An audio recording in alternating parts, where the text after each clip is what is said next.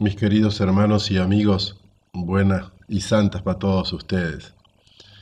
Yo sé que es mucho más entretenido y tal vez pienso más llegador e inteligente que estas charlas fueran en forma de cuento, parábolas, comparaciones, decires criollos, todo eso.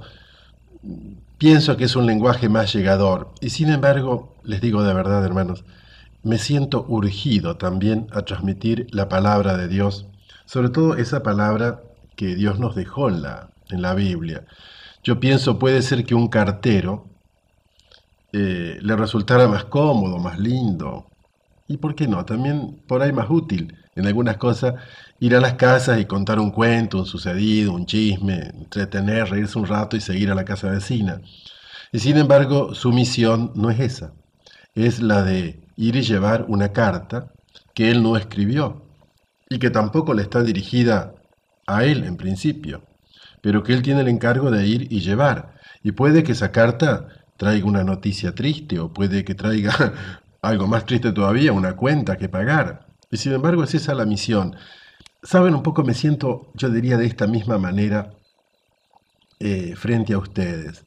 Siento como que no puedo transmitirles simplemente lo que a mí me gusta o quizás lo que pienso que a ustedes les gusta. Tengo que transmitir también lo que Dios quiere que les haga llegar. Esa es mi función un poco de cura. Por eso que en estas charlitas de cosas de Dios, puede que no sea tan entretenido como cuando uno cuenta cuentos, lo cual no significa que más adelante nos vamos a volver un poco a la sección de cuentos. Para eso tengo que ir también coleccionándolos, si no se me acaban y tengo que repetirme mucho. Por eso que me estoy dedicando, creo que con un cariño especial, y espero que de alguna manera también llegue a ustedes, con estas cosas de Dios. Capítulo a capítulo así de la Biblia, sobre todo esas partes de la Biblia que son menos conocidas, como son los libros del Antiguo Testamento, quiero ir un poco así dándoselos. En esto que veníamos tratando la semana pasada, que es la figura de nuestro padre en la fe, Abraham, el capítulo 18 nos cuenta un hecho que es lindo e interesante. Parece que Tata Dios mismo un día quiso ir a hacerle una visita a Abraham. Dice que era eso de la hora de la siesta. Abraham estaba sombreando debajo de un árbol que tenía frente a la carpa, parece que había hecho sus carpas justamente aprovechando una gran encina que había, en un pago que se llamaba Mambré. Y ahí estaba, diríamos, sombreando, a la hora de la siesta medio, don Abraham. Sara andaba trajinando adentro con las cosas de la cocina, a lo mejor como usted, patrona, lavando platos, acomodando ollas, qué sé yo. Y en eso Abraham, mirando por el camino a lo lejos, como todo hombre de campo que siempre tiene la vista sobre el horizonte, ve venir tres hombres. Vio venir tres. Él creyó que eran tres forasteros, y como era muy de entonces y muy de la manera de ser del campo, los invitó a pasar, les hizo preparar una comida pero re buena, un asadito con todas las condiciones, y Abraham no se dio cuenta que era a Dios mismo a quien había recibido en esos tres personajes. Medio misterioso que sean tres personajes y no uno. Después los padres de la iglesia y la tradición fueron diciendo que eso ya era una imagen que predecía lo que iba a ser la revelación de la Trinidad, de ese Dios que es a la vez Padre, que tiene un Hijo que es nuestro Señor Jesucristo, y que tiene el Espíritu Santo, que procede del Padre y del Hijo y que nos envió Tata Dios. Esas cosas tan difíciles de entender cuando se dice así medio en forma de verdades, de doctrinas, la Biblia como a través de imágenes nos las va transmitiendo y dejando. Y resulta que Abraham, como digo, gracias a su hospitalidad, a su corazón gaucho, a su manera de ser así, de recibir sobre todo al forastero y agasajarlo bien, fue a Dios mismo, en persona, a quien recibió esa tarde. Y Dios vino a decirle que finalmente se iba a cumplir la promesa que le había hecho de darle un hijo de su esposa Sara. Y cuando Sara, que estaba adentro, escuchó, porque estaba adentro pero tenía la oreja paradita, ¿vieron? Parece que uno está adentro pero tiene la oreja parada y la conversa no la pierde. Sara se echó a reír diciendo, ¡ja! A mi edad y embarazada. Y se echó a reír. Y Dios, el forastero que había venido, le dice, ¿por qué se ha reído Sara? Y Sara medio se asustó, dijo, no, si yo no me reí. Dice, no te reíste, pero más te vas a reír cuando se cumpla mi palabra, porque dentro de un año, cuando yo vuelva, vas a estar amamantando un hijo. ¿Mm? Y ahí finalmente se va a cumplir la promesa que tanto tiempo venía empujando a Abraham por esos campos de Dios, clavando carpa y desclavando carpas. Finalmente se cumplió. Sara quedó embarazada y a la vuelta del tiempo tuvo un hijo. Y a ese hijo le puso el nombre de Isaac. Isaac, hay una palabra hebrea medio parecida que significa Dios me ha hecho reír. La sonrisa de Dios está conmigo. Y así fue como finalmente, cuando Abraham ya era viejo y a Sara ya no le quedaba más ninguna esperanza de ser madre, fue cuando Dios finalmente se acercó y le dio ese hijo tan esperado y que tanto tiempo había ido como empujando a Abraham por los caminos de Dios detrás de esa esperanza. Finalmente nació Isaac. Cuando terminan los posibles de Dios, cuando terminan los posibles del hombre, ahí a veces suelen empezar los posibles de Dios. Porque, como dicen mis hermanos y amigos, buenas y santas para todos ustedes en esta tarde. Ayer les comentaba que Abraham, creyendo recibir a 3 forasteros que pasaban cerca de su campamento, fue y resultó que fue a Dios mismo a quien recibió como huésped, y que ese Dios, quizás en premio a su hospitalidad, le confirmó que finalmente se cumpliría la promesa de nacerle un hijo. Pero en ese mismo capítulo 18 del Génesis sigue narrando una historia muy linda. Pareciera como que Dios quiso saber hasta qué punto Abraham era capaz de jugarse el cuero, porque Abraham, a través de ese hijo que Dios le iba a dar, se iba a convertir en nuestro padre en la fe. Y un hombre de fe no es simplemente un hombre que cree en Dios, sino un hombre que ama a los hombres, que es capaz de jugarse por los hombres. De allí que cuando viniera Cristo, Tata Dios le pediría que se jugara el cuero en la cruz por nosotros. Y fíjense que Dios quería probar si la fe de Abraham era capaz de jugarse el cuero por los amigos. Si Abraham, al saber que Dios finalmente lo había escuchado, se quedaba engolosinado con las cosas de Dios, o se le abría el corazón y era capaz de dedicarse a los hombres, porque, queridos hermanos, ahí se manifiesta la fe. La fe que simplemente es creer en Dios, rezarle, prenderle vela a los santos, ir a misa y que se queda solamente en eso, es una fe muerta. Es una fe que es un puro esqueleto nomás. Lindo quizás como esqueleto, pero nada más.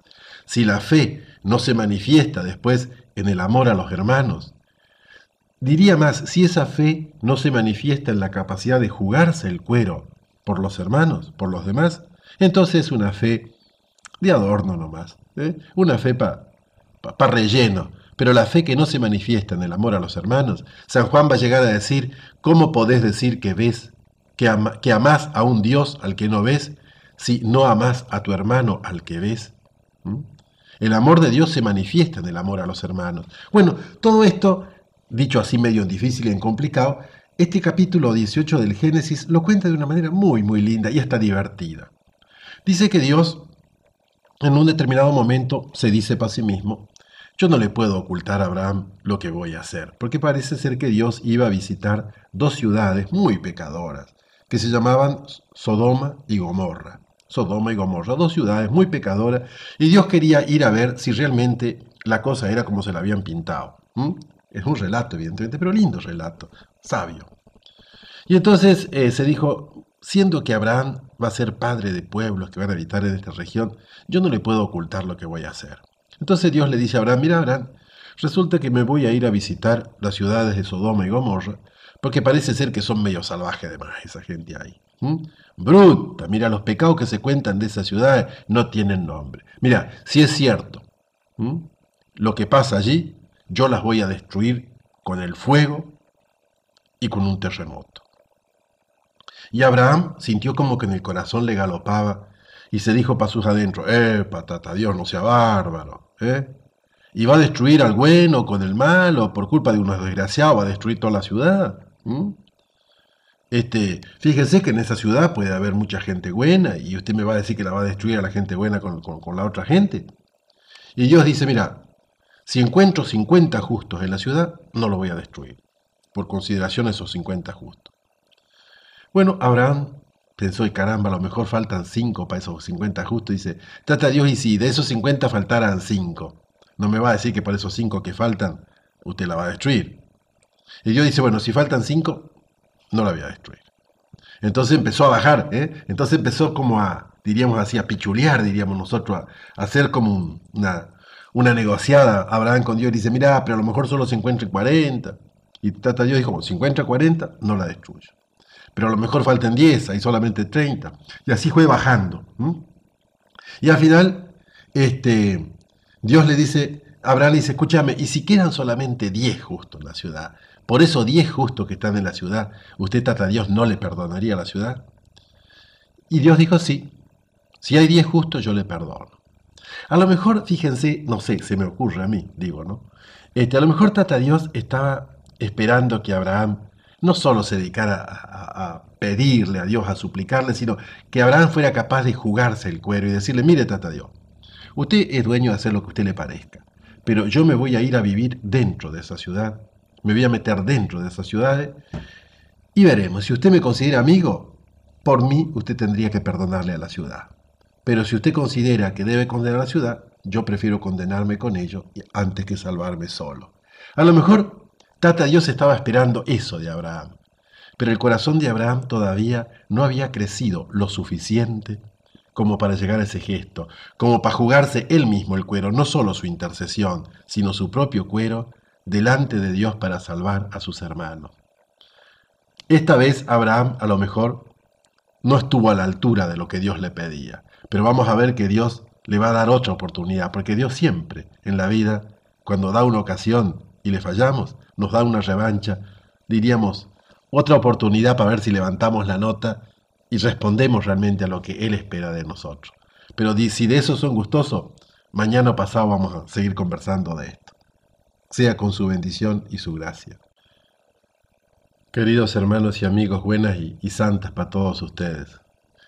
Miren, las cosas de Dios no son siempre fáciles de entender. Diría más que a veces son duras de pelar, incluso. Llega a decir Martín Fierro por ahí, al que tiene que rodar en la vida trabajosa, a veces le pasan cosas que son duras de pelar.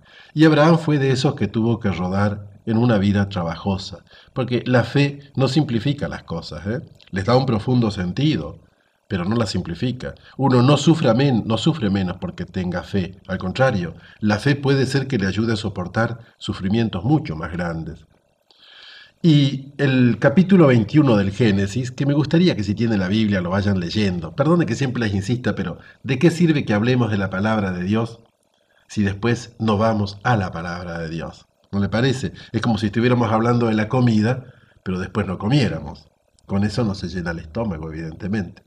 Así que estas charlitas sean como para despertar el apetito y animarse a ir a buscar la palabra de Dios y leerla. En este capítulo 21 se cuenta algo que a nosotros nos parece medio doloroso y misterioso si no supiéramos que todo terminó bien al final.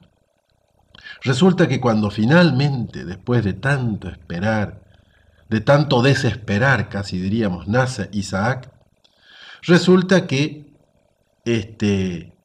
Dios le pide a Abraham, a través de su señora Sara, que despida al otro hijo que había tenido, a Ismael. ¿Se acuerdan que había dicho que como Sara no podía tener hijos, había pedido que Abraham le diera un hijo adoptivo a través de la sirvienta, que era una tal Agar, y así había nacido Ismael.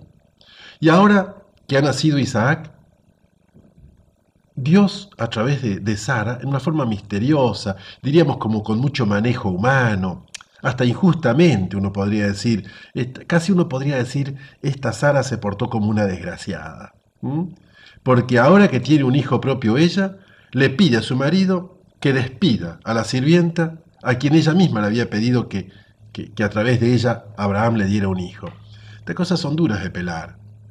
En primer lugar, creo que no hay que juzgarlas desde nuestro punto de vista, desde nuestra moral. Estamos frente a otra situación, pero usted imagínense que una mujer le hubiera dicho a su marido, mira, ya que no puedo tener hijo, vamos a adoptar un chiquito. ¿Mm? Bueno, se adopta el chico. Cuando el chico tiene más o menos 12 años, nace un verdadero hijo, o sea, un hijo de las entrañas de esta mujer. Y esta mujer, ahora que es madre de este hijo, le dijera a su marido, mira, despedilo al otro hijo adoptado. Bueno, nos parecería una injusticia grandota como una casa. ¿Mm? Bueno, algo parecido fue lo que sucedió y que nos cuenta el capítulo 21 de la Biblia, y no le puedo disparar porque está ahí, es así nomás. Cómo a veces Dios mismo utiliza de las injusticias humanas, de los celos, de los manejos humanos, quizás no porque quiera que las cosas sean así, sino porque Él está dispuesto a sacar justamente de esos manejos humanos, de esos pecados nuestros, hasta un misterio de gracia que a lo mejor va a ser muy fecundo el día de mañana. Y Dios le dijo a Abraham, está bien, hacele caso, hacele caso y decirle nomás a tu sirviente, a ese chico que se vaya, no te preocupes, yo voy a velar por él. Es que lo que pasaba era que Dios quería que este hijo, Ismael, fuera también padre de un pueblo. Y para eso necesitaba que se fuera a otro lugar. Era Dios mismo el que estaba detrás del misterio de Ismael. También para él había una bendición distinta de la bendición de Isaac. Y entonces fue cuando Dios, aprovechando quizás del pecado, de los celos, de todo el manejo humano de Sara, Dios hizo que este hijo se alejara de Abraham, se alejara de Isaac, porque la historia de Isaac y la historia de Ismael iban a ser dos historias diferentes. ¿Cuántas veces en el desentendimiento humano, digo, no, es medio duro decir esto, pero a veces cuántas veces en el desentendimiento humano, en los manejos humanos, detrás del cual puede estar el pecado realmente, sin embargo muchas veces, además del pecado nuestro, puede estar la mano de Dios, puede estar el misterio de Dios que empuja la historia hacia un punto que nosotros creemos que la manejan los hombres, pero que en lo profundo la está manejando Dios. Y esto sucedió en la historia de este niño, Ismael, también hijo de Abraham, pero no el hijo de la promesa. Pero no por eso fue una persona que quedó sin la bendición de Dios, sin un misterio. Todo hombre a quien Dios le regala la vida, Dios siempre le regala un misterio. No hay ninguna vida que no tenga sentido, que sea con la bendición y la gracia de Dios. Queridos hermanos y amigos, buenas y santas para todos ustedes. Quizás el capítulo más bravo de la Biblia, tal vez más hermoso también, pero más incomprensible de todos los que se refieren a Abraham, sea el relato del sacrificio de su hijo Isaac. Sí, así como suena, la frase es dura, pero ¿se acuerdan que yo les había dicho que, hace 2 días creo, que Abraham Dios lo había puesto a prueba para ver si era capaz de jugarse el cuero y que había andado lindo pero no había llegado al final? Había sabido comprender las necesidades de los demás, había sabido arriesgar, pero le había faltado la capacidad de arriesgarse él mismo, de llegar a entregar todo, entregándose él mismo. Y Dios le dio una segunda oportunidad. Es muy hermoso, pero tendrán que leerlo ustedes mismos el capítulo 22 del Génesis.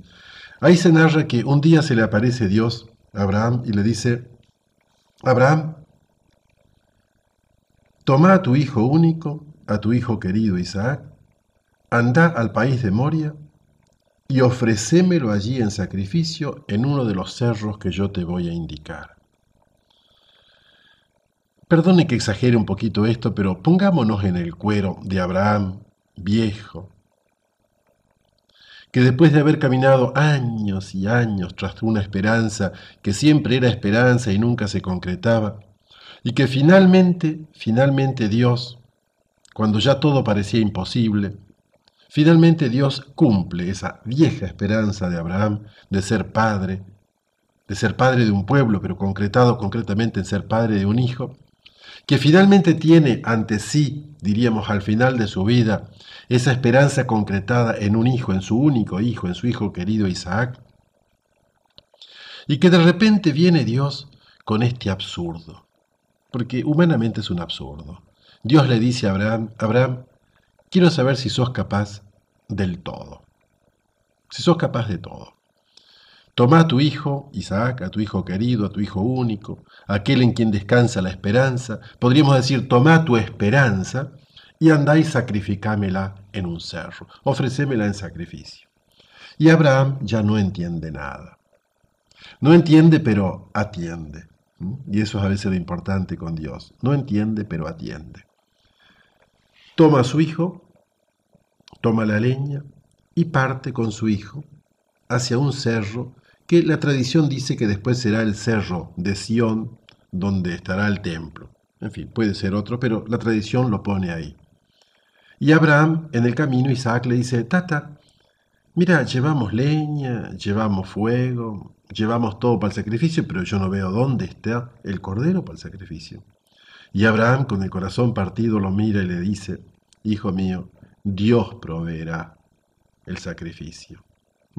Quizás en esa frase tan tremenda, pero tan linda, Dios estaba como adelantando una cosa. Dios mismo un día habría de proveer la víctima para el sacrificio, y sería su propio Hijo, nuestro Señor Jesucristo, quien sobre ese cerro iba a ser sacrificado en nombre de todos nosotros, en lugar de todos nosotros, para nuestra salvación. El mismo Hijo de Dios, nuestro Señor Jesucristo, se iba a jugar y se iba a jugar hasta el final. También Él sobre la leña, sobre la madera de la cruz, se iba a jugar por nosotros. Y Dios quería saber si Abraham era capaz de hacer ese gesto que un día Tata Dios mismo iba a hacer por nosotros, entregando a la muerte a su propio Hijo, nuestro Señor Jesucristo, por nosotros. Pero quizás expresado en esto de Abraham, seamos capaces de pescar un poquito lo que pasó en el corazón de Dios. Y Abraham, con el corazón destrozado, le dice a su hijo Isaac, mira, será Dios quien proveerá el sacrificio. Una respuesta, si querés, evasiva, pero que fue profética. Y llegado a la cumbre del cerro, Abraham lo ata a su hijo, acomoda la leña, lo pone sobre la leña, toma el cuchillo y cuando lo va a ofrecer en sacrificio a su hijo, cuando ya todo está decidido, podríamos decir con la frase de Jesús, cuando todo está consumado, en ese momento Tata Dios aparece a través de su ángel y dice, Abraham, para, listo, ya sé que sos capaz de entregarme todo, de no negarme nada, pero ahora yo te devuelvo a tu hijo. Y te quiero decir una cosa, seré yo el que un día tendrá que realizar este gesto que yo te pedí a vos, porque nuestro Dios es un Dios comprometido. Este pasaje de la Biblia, del capítulo 22 del Génesis, es tremendo. Yo creo que cuando lo lee un padre, una madre, y lo refleja un poco sobre su vida, no creo que si tenemos un corazón sensible seamos capaces de pasar así nomás sobre este texto. Queridos hermanos, la Biblia quizás más que decirnos verdades o predicarnos así como hacemos los curas que aburrimos a la gente, y también yo que lo estoy aburriendo a ustedes con esto, la Biblia más bien nos cuenta sucesos, nos cuenta historias, nos cuenta verdaderos cuentos, pero no cuentos que son cuentos, sino verdaderas realidades para mostrarnos cómo puede llegar a ser la fe que Dios nos pide.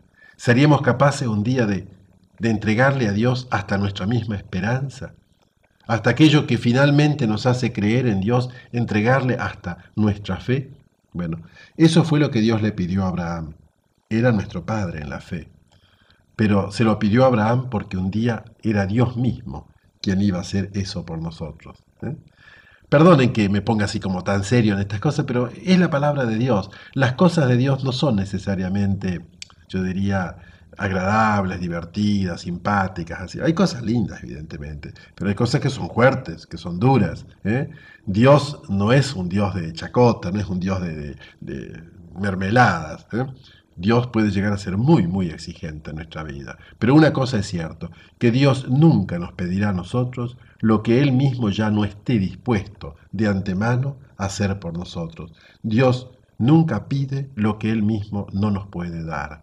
Por eso una frase linda es a veces tener el coraje de decirle a Dios, Señor Dios, dame lo que me pedís y pedime lo que quieras. Señor Dios, dame lo que me pedís y pedime lo que quieras. ¿Se animan? Que sea con su gracia y su cariño. Mis queridos amigos y hermanos, buenas y santas para todos ustedes. Al finalizar ya la semana, también vamos a finalizar estos relatos sobre nuestro padre en la fe, que es Abraham.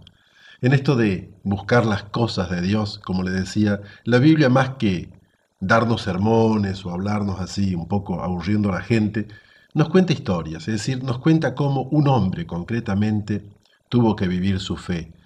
Haciendo un poco una síntesis, ustedes se recuerdan que Abraham era un joven recién casado, allá en el territorio de sus parientes, en la Mesopotamia, entre el Tigris y el Eufrates, y que un día, bueno, el mismo Dios que le había puesto en el corazón ese tremendo deseo de ser padre y de tener una tierra para trabajar, ese mismo Dios que había puesto, digo, esos dos grandes deseos de paternidad y de posesión, fue el que le dijo, deja tu familia, deja tu tierra, deja tu gente, y vení a la tierra que yo te voy a mostrar, porque yo voy a hacer de vos un gran pueblo y te voy a dar toda una tierra en propiedad.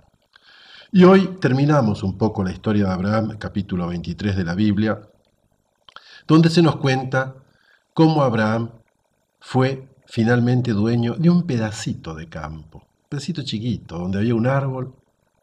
¿Y para qué compró ese campo? Para convertirlo en el sepulcro, en la sepultura, en la tumba de su esposa Sara.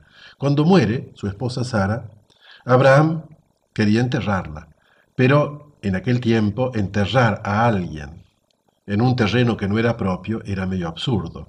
Entonces los amigos le dijeron, no, no, usa cualquiera de nuestras tumbas. Y Abraham dice, no, mire, si ustedes no me venden el lugar donde yo pueda sepultar a mi esposa, yo no la voy a sepultar. Yo quiero que mi esposa esté sepultada en un lugar que sea mío. Y fíjense, así llegamos un poco a la historia, al final de la historia de Abraham. Este hombre que se puso en camino detrás de la promesa de Dios, de un Dios que le había prometido que lo iba a convertir en padre de un pueblo, de todo un pueblo, que lo iba a convertir en dueño de todo un territorio. Llegamos a la vejez y a la muerte de Abraham, y Abraham va a tener de la gran promesa de Dios solamente dos pequeñas cosas. En lugar de un pueblo, va a tener un hijo, Isaac. En lugar de todo un territorio, va a tener apenas una esquinita con un árbol y una caverna donde sepultar su esposa. Podemos decir, ese hombre que luchó para tener todo un bosque, al final lo único que va a tener en su mano es una semilla. Pero esa semilla va a ser tan poderosa que un día se va a convertir en un árbol, en un bosque. Fíjense, queridos hermanos, permítame que haga una reflexión así de amigo, pero que puede servirnos a veces en nuestra propia fe. A veces nosotros creemos que Dios tiene que darnos todas las cosas hechas.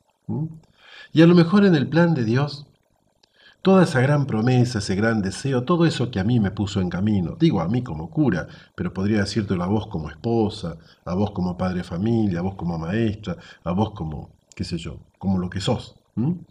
A lo mejor todas esas grandes esperanzas, anhelos, ilusiones, proyectos que tuviste en tu vida, a lo mejor el día que llegues al final no los vas a tener cumplidos como vos pensabas, pero si viviste tu vida con fidelidad, con fe, con lealtad a la palabra de Dios, a vos mismo, a tu propia historia, estoy seguro que esas realidades van a estar en forma de semilla, en forma de cosas vivientes y que con el tiempo van a llegar a la plenitud. Yo pienso, por ejemplo, en un San Martín, que puso toda su vida al servicio de nuestra patria y sin embargo nace en un territorio allá en Corrientes, a los 12 años se va a Europa, lejos de su tierra, vuelve en el año 12 por ahí, está acá creo que 7, 8, 10 años nomás, y después marcha al destierro y vive toda su vida en el destierro. Un hombre que apenas estuvo parte de su infancia y apenas unos pocos años de su vida adulta entre nosotros. Y sin embargo, ¿quién hoy posee más en plenitud nuestra patria que San Martín? No hay pueblo, no hay lugar donde no haya una calle, un monumento. Es el hombre que posee más en plenitud nuestro territorio. Pienso que también eso nos hace comprender un poco la historia de Abraham. Los dejo aquí porque no quiero sacarles más tiempo. Que Dios les regale un lindo fin de semana con su gracia y su bendición en el nombre del Padre, del Hijo y del Espíritu Santo. Amén. Mis queridos amigos y hermanos, buenas y santas al comenzar esta semana. La cosa de Dios que tengo que traerles hoy para esta conversa, para esta mateada, para esta sobremesa, es una historia de casorio. Ustedes se acuerdan que el hijo de Sara y de Abraham se llamaba Isaac, un personaje que tiene una historia un poco, diríamos, medio deslucida en la Biblia porque repite medio la historia de Abraham, pero al menos quiero un par de anécdotas de este hombre, que es uno de nuestros padres en la fe también, el hijo de Abraham. Resulta que Abraham le dijo a Isaac, mira, en vos se cumple la promesa de Dios. Yo sé que Dios para vos tiene un misterio, tiene un destino. Y me gustaría que tu esposa fuera de nuestra misma familia. Entonces, Abraham llama a uno de sus servidores, que era uno de los más fieles que tenían, y lo manda a buscar una mujer para su hijo Isaac a la tierra de donde era él, que era la tierra de Aram Naharaim en hebreo, o mejor dicho, en el idioma de aquel tiempo, y que significaba Aram Entre Ríos. Los manda a Entre Ríos, no evidentemente a nuestro Entre Ríos, sino al Entre Ríos allá de la Mesopotamia. Y entonces el servidor le dice, che, escúchame, si yo encuentro la esposa para tu hijo, pero ella no quiere venir, ¿tengo que llevar tu hijo allá? Y Abraham le dijo, no. La promesa de Dios se va a cumplir aquí, sobre esta tierra.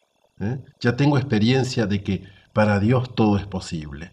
Yo sé que Dios va a enviar un ángel bueno delante tuyo y vos vas a conseguir una mujer para mi hijo y la vas a traer aquí. Y este servidor partió. Partió, hizo un viaje largo con diríamos así, sus camellos, sus burros, bueno, cada uno imagínelo como le gusta, y llegó a un poblado de donde sabía que era originario Abraham. Y entonces paró frente a un pozo y allí le hizo a Dios esta oración. Señor Dios, que me trajiste hasta este lugar, te pido que sigas siendo bueno con el misterio de Abraham y me permitas no solo conocer, sino convencer a la mujer que ha de ser la esposa del hijo de mi patrón. Entonces te voy a decir esto, Señor. Aquella chica que venga a sacar agua del pozo y a quien yo le pida para beber, y ella me diga, tomá agua, y no solo eso, sino que además voy a sacar agua para tus camellos, esa es la que vos elegiste para la esposa del hijo de mi patrón. Y como Dios ya tenía preparada la cosa, porque en esto de los misterios de Dios, muchas veces nosotros los hombres creemos que somos los que dirigimos la historia. Y Dios se entretiene a veces manejándose por casualidades. ¿Vieron? Dicen que la casualidad suele ser el seudónimo que usa Dios cuando no quiere firmar con su nombre. ¿Cuántas cosas que nosotros en la vida creemos que son casualidad y nada más son pura y simplemente providencia de Dios? Ya Martín Fierro decía que donde no está la casualidad, suele estar la providencia. De veras esto, yo creo que sobre todo en el misterio de la vida, en los momentos decisivos, muchas veces podemos pensar que ha sido la casualidad la que me hizo encontrar tal persona que hoy es mi esposa, mi esposo, mi amigo, o tal circunstancia que en un determinado momento me hizo tomar tal actitud y me cambió el rumbo de la vida. Y a lo mejor, mirado humanamente, quizás uno puede pensar que es una casualidad, pero cuando uno mira la cosa desde Dios, desde la historia de Dios, tal vez no haya tanta casualidad, tal vez la cosa esté muy, muy bien pensada de parte de Dios, que ha manejado muchos hilos de aquí y de allá, ¿eh? Los ha ido preparando para que al final se diera. Así como fíjense ese pan que está sobre la mesa. El trigo maduró en los campos, mientras tanto se fue secando la leña de tal árbol, mientras tanto surgió la necesidad en un hombre de poner una panadería. ¿Cuántas cosas se fueron juntando para que un día esa leña ardiera en ese horno, esa harina amasada se convirtiera en el pan y ese hombre pusiera las dos cosas en contacto, el fuego con la masa, y saliera finalmente el pan que llegó ahí? Cuántas casualidades, ¿no? Para que se secara aquel árbol que al final hubo que cortar, para que madurara ese trigo en ese lugar y hasta que todo, para que la harina llegara a este lugar. Cuántas casualidades se han juntado, o mejor dicho, cuántas providencias han coincidido para que cosas tan sencillas como un pan llegue hasta nuestra mesa. Queridos hermanos, y bueno, en esto, así como un mensaje para este día, diría, en la historia de Isaac, su matrimonio, toda la historia de su pareja y de su futuro, iba a estar como marcado por esas grandes casualidades, que a veces lo empujaban al pobre Isaac a ir más allá y creyendo que eran las cosas humanas las que lo empujaban o que trabajaban en su vida, hasta diría hasta los pecados humanos a veces, como va a pasar después con sus hijos, eh, hasta eso que parecía pecado y maniobra humana, terminó siendo, al final de la historia, providencia de Dios que quería llevar hasta el final una historia de bendición que había comenzado en su padre y que se tendría que manifestar en sus hijos. ¿Cuántas veces en nuestra propia vida, mi querida patrona, para vos, para tu marido, cuántas veces en la vida somos simplemente transmisores de una bendición que viene de nuestros padres y que tendremos que dejar a nuestros hijos? Para eso cuánta fidelidad y cuánta apertura también se necesita en nuestro corazón. Perdón el tonito de consejo, casi de sermón de esta charla, pero creo que es lindo a veces sacar de la Biblia también enseñanzas para nuestra vida. Que sea con su gracia y su bendición. Mis hermanos y amigos, buenas y santas para todos ustedes. Cuenta la historia de la Biblia que a Isaac le nacieron dos hijos, mellizos.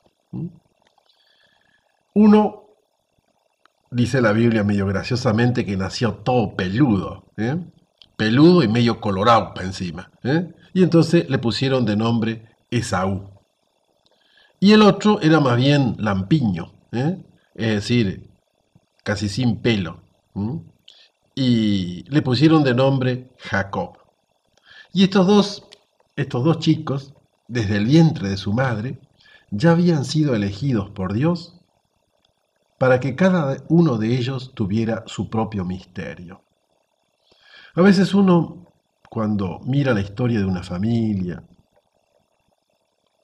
de los hermanos, sobre todo aquellos que somos varios hermanos en la familia, vemos qué distintas historias para personas que hemos nacido de una misma sangre, de un mismo seno, que nos hemos alimentado de unos mismos pechos, y sin embargo, qué historias tan diferentes, a veces qué gustos tan diferentes.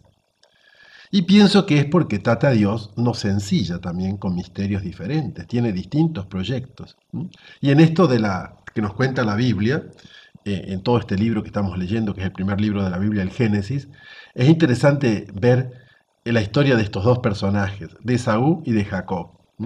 Como Esaú había nacido primero, tenía todos los derechos de primogénito. Ustedes saben que parece ser que en la ley argentina, cuando nacen dos mellizos, el que nace segundo es el mayor, si no me equivoco, porque así me la contaron, por el mismo precio se la vendo. En cambio, en la antigüedad, el que nacía primero y era el mayor. Y resulta que nació primero Esaú y después Jacob. Y sin embargo, en el plan de Dios, el que iba a estar destinado a heredar la promesa no era Esaú el mayor, como hubiera correspondido, sino fue Jacob el segundo. Y esta historia de un Dios que elige gratuitamente, sin mirar privilegios, sin respetar muchas veces las leyes que ponemos los hombres, es uno de esos misterios a veces difíciles de tragar. En la Biblia siempre se preguntaron por qué Dios eligió al menor como heredero de una promesa que de por sí hubiera correspondido al mayor. Y San Pablo, que en esto parece que lo rumió mucho porque lo llevaba como una espina adentro, llega a decir que eso pertenece al misterio de Dios que elige a quien Él quiere. No mirando los méritos o las situaciones humanas. Nosotros cuando tenemos que elegir, miramos el cascarón, miramos de afuera. Si nosotros, por ejemplo, tenemos que elegir una fruta, es probable que la elijamos por el color de afuera, por su forma, su tamaño, pero la importancia de la fruta está dentro, en lo que lleva por dentro. Bueno, eso es lo que mira Dios. Dios mira el corazón. Y quizás diría más todavía, mira en el corazón el sueño, el proyecto, el misterio que Él mismo ha puesto en nosotros. Ya sé, se los dije la otra vez y lo vuelvo a repetir, mis hermanos. Claro que quizás en estas charlitas de la tarde por ahí tendría cosas más graciosas para contarles y a lo mejor cosas más divertidas para que ustedes escucharan. Y sin embargo, en la vida no todo tiene que ser gracioso y divertido. A veces también es bueno recordar estos sucesos que Dios nos dejó y quiso que quedaran por escritos, como dice San Pablo, porque estas cosas quedaron escritas para nuestra enseñanza. Nosotros siempre estamos tentados a juzgar con criterios humanos. Nosotros estamos tentados a juzgar por la cáscara, porque nuestros ojos ven solo lo exterior. Y como decía un famoso escritor, Antonio de Saint-Exupéry, en un librito que se dice El Principito, por ahí en un hermoso cuento, dice que lo esencial es invisible a los ojos. Lo esencial es invisible a los ojos. En cambio, no hay nada oculto para la mirada de Dios.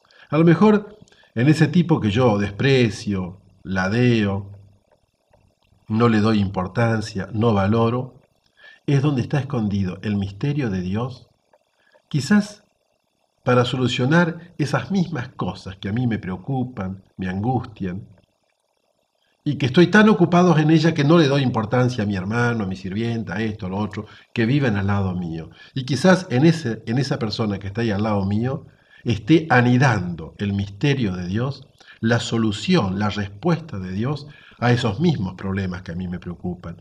Por eso creo que muchas veces la mejor manera de encontrar la solución a los problemas que nos agobian es prestar atención a los hombres que nos rodean, a los hombres que Dios, quizás por casualidad, pone en mi camino.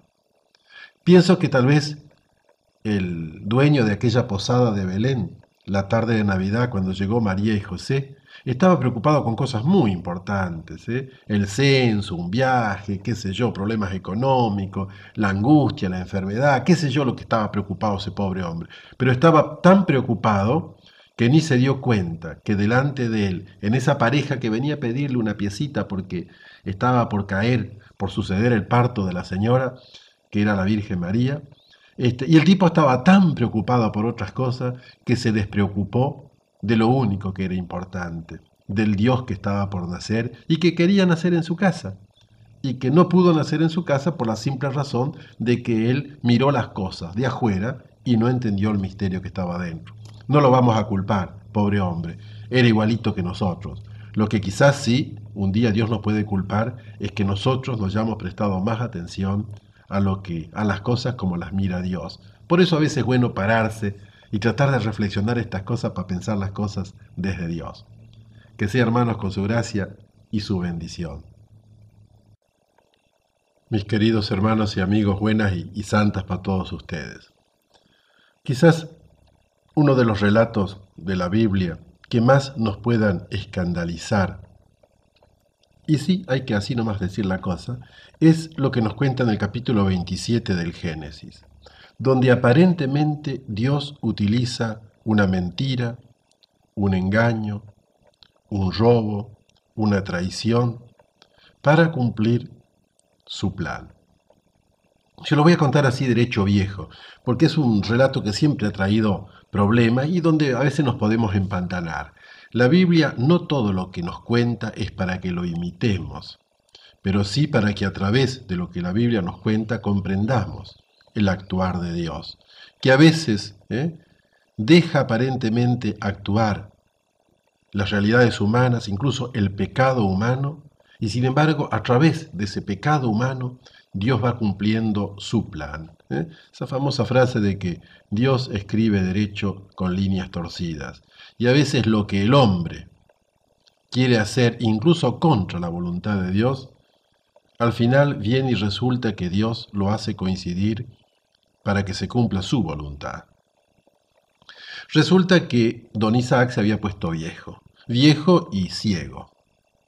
Y además era medio goloso, parece ser, le gustaba mucho el guiso de liebre, diríamos, o de vizcacha, en escabeche, una cosa así. O sea, el guiso, el estofado de bicho salvaje, liebre, vizcacha, cuy, lo que sea, parece que le gustaba mucho.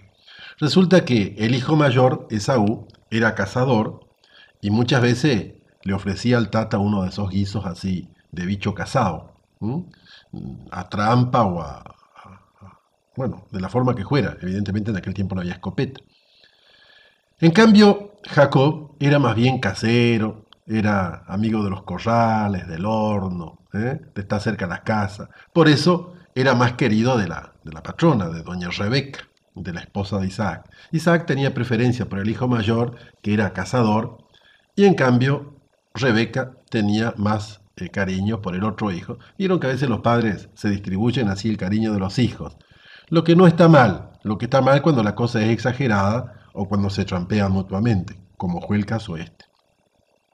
Resulta que Isaac ya estaba viejo, ciego, y quería nombrar heredero de todos sus bienes con una bendición especial a su hijo mayor Esaú. Pero quería hacerlo en medio de una fiesta. Entonces lo llama a Esaú y le dice: mi hijo, ¿por qué no te vas y me cazás algún bicho de esos que vos sabés cazar? Me lo preparás bien como sabés que a mí me gusta, me lo adobás lindo, porque tengo ganas de comerme un asadito de bicho antes de morir.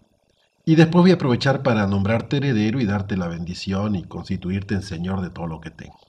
Bueno, Esaú agarró la flecha, el arco, la boleadora y salió por esos campos de Dios a ver si boleaba algún bicho, gamo, mataco, mulita, o lo que fuera, vizcacha, liebre, para el caso, para hacer como un estofado para el viejo. Resulta que ña Rebeca escuchó la conversa y fue y rápido me lo llamó a Jacob y le dice: rápido, rápido, anda al corral, tráeme 2 cabritos, chicos, que necesito prepararle un estofado a tu viejo. Y después vos le vas a trampear a tu viejo, te vas a vestir con los... Porque claro, Esaú parece que era peludo realmente, pero peludo, viejo y peludo. En cambio Jacob era más bien lampiño, sin barba, un bigotito que apenita le asomaba. Y entonces le dice: quiero que vos vayas y lo trampies al viejo y consigás vos la bendición que él quiere darle a tu hermano mayor. Y Jacob le dice: pero mamá, dice, si mi tata me llega a tocar o a tantear y ve que no soy Esaú, que le he querido mentir, y que soy Jacob, en lugar de una bendición me va a dar una bruta maldición y la voy a llevar para toda la vida. No te aflijas, le dice la madre, déjamelo a mí nomás, déjame a mí que yo sé. Vos no hagas caso a nadie, vos me callo a mí que yo sé. Bueno, Jacob fue, buscó los 2 cabritos, la vieja, ña Rebeca, nuestra madre en la fe también, y en las trampas parece ser, me lo asó lindo a los cabritos, a los chivitos, como les sabía que le gustaba al viejo Isaac, y después con los cueros del chivito me le cubrió el cogote, la perilla y las manos a Jacob. Y con todo eso preparado, Jacob se presentó y le dijo: tata, ¿qué te anda pasando, mijo? Acá le traigo la comida. ¿Y cómo tan pronto? Dice Isaac, que esperaba que la cosa fuera como para la tardecita. Dice: no, resulta que Dios, dice Jacob, mandándose una bruta macana, puso en mi camino lo que necesitaba y acá está, ya la cosa está preparada. Entonces, Isaac le dice: vení que te quiero dar un abrazo. Y le dio un abrazo y le tocó las manos y el cuello y realmente lo encontró peludo, en serio. Y además con olorcito a campo, imagino un olor a chivo tenía, ese sí que tenía olor a chivo.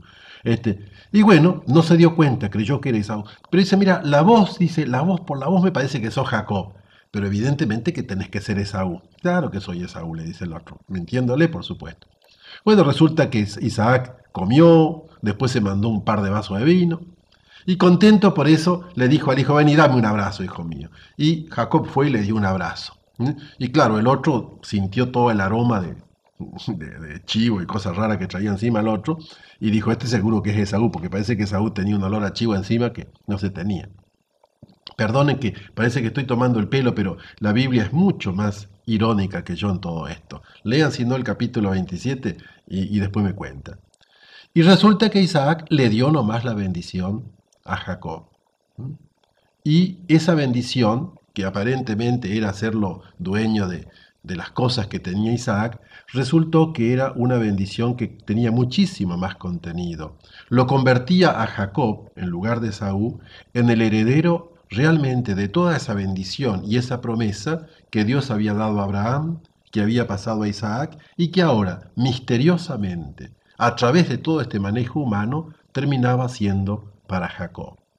San Agustín, que fue un gran santo, decía, aquí no hay mentira, sino misterio. ¿Mm? Y sin embargo hay que decir, humanamente hubo mentira, hubo engaño, hubo trampa, hubo robo, hubo falsedad. Y sin embargo, detrás de todo eso, a pesar de eso, contra eso diríamos, Dios estaba cumpliendo su plan, que era mucho más hermoso, más hondo, más misterioso de lo que nosotros hubiéramos pensado. Si son gustosos, mañana continuamos un poco la historia, pero ya en otro capítulo. Que sea con su gracia y su bendición. Mis queridos hermanos y amigos, buenas y santas para todos ustedes. Ayer les conté un relato que no sé si ha escandalizado a alguno. Tal vez a alguno le haya parecido un poco, ¿cómo podríamos decir?, irrespetuoso de mi parte contar ese relato así. Pero si lo leyó en la Biblia, creo que va a estar de acuerdo conmigo que la Biblia es mucho más graciosa y más irónica que yo para ciertas cosas. Pero, como quien las hace las paga, a Jacob no le fue nada bien el asunto. Cuando se enteró Esaú de que Jacob lo había trampeado y le había arrebatado la bendición que él creía que era para él, se agarró un berrinche y otra que berrinche. Se agarró una mufa de esas que no se empardan. Y era tal la mufa que dice, este me las va a pagar. Me las va a pagar y me las va a pagar. Voy a esperar nomás que muera el viejo. Después que muera el viejo, las cosas las arreglamos entre nosotros. Y resulta que Rebeca, la mamá, lo sintió y le agarró miedo. Lo llamó a Jacob y le dice, mira Jacob, las cosas se han puesto color de hormiga, rajá. Rajá, dispara, andate de acá, volvé a la patria de los abuelos, volvé allá donde está tu tío, mi hermano, Labán, y quédate ahí hasta que yo te avise, hasta que se le pase el berrinche a tu hermano, porque mira, se ha puesto realmente hecho una furia. Pero mamá, yo te lo decía, bueno, vos me lo decías, pero las cosas son así. Así que ahora, mijito, agarrás el mono y te vas de acá. Y estaba también en los planes de Dios que Jacob tuviera que agarrar el mono e irse, abandonar su tierra natal, la de su padre, aquella por la que había peregrinado su abuelo, agarrar el mono e irse. Y realmente el pobre Jacob, con un atadito de pilcha al hombro, un poquito de aceite y sal, que era lo que se llevaba en aquel entonces, quizás un bastón, agarró y huyó una noche. Y caminó y por allá lejos, ya cansado, medio muerto de cansancio, una noche, en ese camino solitario, se acostó a dormir. Y ahí tuvo un sueño misterioso. Fíjese, eso lo cuenta el capítulo 28 del libro de la Biblia, del Génesis. Tuvo un sueño y le pareció como que del lugar donde él estaba acostado subía una escalera alta, alta, que se perdía ya en el cielo. Y por esa escalera subían ángeles para arriba, bajaban ángeles para abajo. Bueno, evidente, generalmente se sube para arriba y se baja para abajo. Pero misteriosamente en esto, era una cosa como que tenía un misterio detrás. Y de repente Jacob se despertó y dijo, ah, la pirinola, dice. Este lugar era santo y yo no me había dado cuenta. Y ahí nomás agarró la piedra donde estaba, la puso así medio de punta, le echó aceite arriba para marcarla y le hizo una promesa a Dios diciéndole, Tata Dios, si vos me permitís un día regresar a esta tierra con salud, yo te prometo que desde ahora no voy a venerar ningún otro Dios, que a vos serás mi Dios y yo seré el que te siga. Y mis hijos y todos los que yo tengo, mis descendientes, te van a reconocer como Dios. Solo te pido pan para el camino y una buena acogida en la casa de mis parientes, una buena recepción allá. Y realmente Dios aceptó ese compromiso, lo acompañó a Jacob, lo hizo encontrarse con sus parientes allá en la tierra que era de los abuelos, y ahí va a comenzar toda una historia en la que el pobre Jacob también va a ser fruto, así como él había engañado a su hermano, ahora tendrá que aguantar el engaño de su tío, y va a tener que sufrir durante 14 años, trabajos duros, miseria, pobreza, engañado muchas veces para finalmente convertirse de vuelta en un prófugo que tendrá que abandonar aquella tierra para regresar a ese lugar donde Dios se le había aparecido en este viaje de ida. 14 años de destierro le costó al pobre Jacob, y sin embargo, detrás de toda esta historia, nos dice la Biblia, estaba la mano de Dios. Si son gustosos, mañana les completo la historia y ya dejamos un poco con, ¿cómo se llama? El personaje de Jacob, que es un personaje medio misterioso en la Biblia, pero que es uno de nuestros padres en la fe. Que sea con la gracia y la bendición de Dios. Mis queridos hermanos y amigos, buenas y santas para todos ustedes. Finalizando ya esta semana en esta reflexión, en esta mateada o en esta sobremesa, les voy a completar un poco la historia de Jacob. Una historia que tiene un algo de divertido. Resulta que Jacob tuvo 4 señoras. Y no una tras otra, compañeros, sino simultáneamente. Y usted me va a decir, ¿cómo es eso?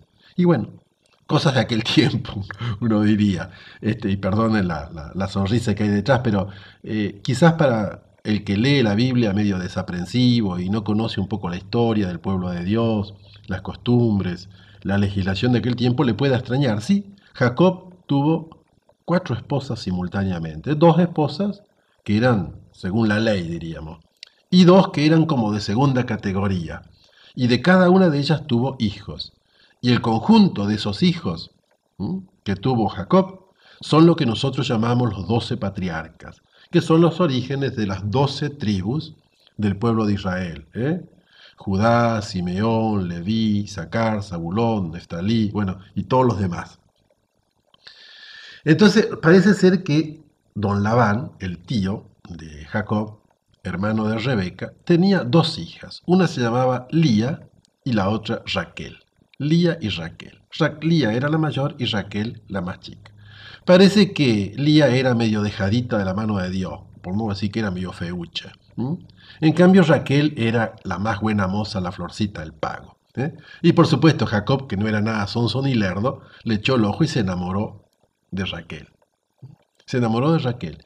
Pero claro, era un pobre tipo. Había llegado con una mano atrás y otra adelante a la casa del tío, y lo único que el tío hizo fue darle un trabajito, lo puso de pastor de las ovejas. Y bueno, y claro, Jacob le pidió la mano de la hija. Pero imagínense un peoncito que le pide la mano. Está bien que eran parientes y todo lo que usted guste, pero Jacob no tenía mérito. Le pidió la mano de la hija, de Raquel. Y entonces Labán, que era medio agarrado el gente le dice, bueno, está bien, pero usted va a tener que trabajarme 7 años sin cobrar sueldo si quiere ser mi yerno, el esposo de mi hija. Y bueno, Jacob andaba tan metejoneado que sí, que le trabajó 7 años. Pero resulta que después que trabajó 7 años, en lugar de darle la hija menor, que era Raquel, le dio por esposa a la hija mayor. Y parece ser que Jacob se enteró un poco tarde, porque en la noche de boda, bueno, no voy a entrar en detalle, con la oscuridad no se dio cuenta. Cuando se llegó a dar cuenta, le agarró un berrinche también a él, como el que había agarrado a su hermano Esaú, y fue y le protestó al tío, al suegro, que además era suegro. Y el suegro dice, mire, me va a disculpar mi hijo, pero acá no tenemos costumbre que la menor se case ante la mayor. Así que si usted es gustoso, ahora que ya tiene una esposa, trabájeme otros 7 años y le doy la otra. Y bueno, el pobre Jacob tuvo nomás que remangarse y pelear otros 7 años para tener derecho a ser el esposo de la segunda hermana. Bueno, y así fue como también acá, a través de estos manejos humanos, de estas historias que a nosotros Creo que si vamos a buscar historias moralizantes en la Biblia, si vamos a buscar simplemente espejos donde copiar y hacer nosotros lo mismo, podemos llevarnos unas peladas de frente macanuda. En la Biblia no todo es tan simple, tan sencillo, tan fácil de digerir. Yo pienso que en la Biblia pasa un poco como cuando uno quiere comer tuna. Si vos vas a agarrar una tuna como si fuera un higo y te lo comes, pobrecito, te va a quedar el hocico como para fregártelo con barro después, porque te va a quedar lleno de espinita. A la tuna hay que voltearla de un golpe, tirarla al pasto, después con la alpargata así, eh, frotarla bien para que pierda todas las espinas, después agarrar dos palitos, ponerle la punta, cortarle la punta, hacerle una rajadura al medio, abrirlo bien y recién entonces sí podés comer la pulpa rica y linda. Pero las tunas no se pueden comer como si fueran higos. Así también pienso que cuando uno se echa a leer la Biblia por su propia cuenta y riesgo, así nomás abriéndola y creyendo que él puede interpretarla como se le dé la gana, se puede llegar a cualquier cosa, compañero. Y de hecho se ha llegado a cualquier cosa cuando uno quiere leer la Biblia e interpretarla como se le frunce, como mejor se le ocurre, como le parece nomás. La Biblia está inspirada por Dios, por el Espíritu Santo, ¿eh? Y tiene que ser leída según el Espíritu Santo. Ese Espíritu Santo que hemos recibido en el bautismo y que está dentro nuestro, de acuerdo, pero que nos ha sido entregado mediante la iglesia, mediante una iglesia que también es la que nos entrega la palabra de Dios y la que nos ayuda a interpretarla, a conocerla, a comprenderla. Por eso, mis queridos hermanos, estos relatos los invito a que los lean, pero que los lean con cariño, pero que se acuerden que ninguna escritura está sujeta a la propia interpretación, que tiene que ser interpretada dentro de la iglesia de la cual la recibimos. Que sea con su gracia y su bendición, en el nombre del Padre, del Hijo y del Espíritu Santo. Amén.